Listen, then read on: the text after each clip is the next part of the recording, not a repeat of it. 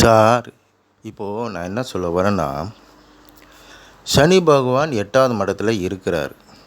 சரிங்களா? இப்போது இந்த 3ஆம் மாதம், இந்த மார்ச் மாதத்தில் 8வது மடத்தில் இருக்கிறார். அவர் கொடுக்கும் தன்மையில் இல்லை. அவர் எடுக்கும் தன்மையிலையும், பறிக்கும் தன்மையிலையும், தடுக்கும் தன்மையிலும் தான் இருக்கிறார். அப்போ நம்ம என்ன கேட்டாலும் கிடைக்காது சார். அப்போ நான் என்ன சொல்ல வரேன்னா, இந்த 3ஆம் மாதம் மார்ச் மாதம் முடியட்டும். ஏப்ரல் தொடங்கட்டும். தொடங்கி ஒரு 5ஆம் தேதி வரைக்கும் பொறுமையாக இருங்க. அதுக்கப்புறம் நீங்கள் எது வேணாலும் செய்யுங்க. ஏன்னா கடகராசிக்கு விடுதலை. அதனால் எது செஞ்சாலும் சக்ஸஸ் ஆகும். சரிங்களா? இனிமேல் தான் நீங்கள் என்ன செய்யணும், பூட்டி வச்சிருந்த வித்தைகளை அவுத்து விடுங்கன்னு சொல்ல வரேன். புத்தியை தீட்டி செயல்படுங்க.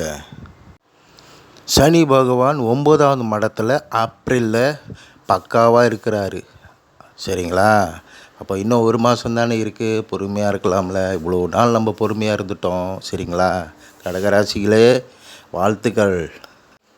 9வது மடத்தில் சனி பகவான் இருக்க பொழுது அவர் நம்மளை தடுக்க மாட்டார், பறிக்க மாட்டார். சரிங்களா?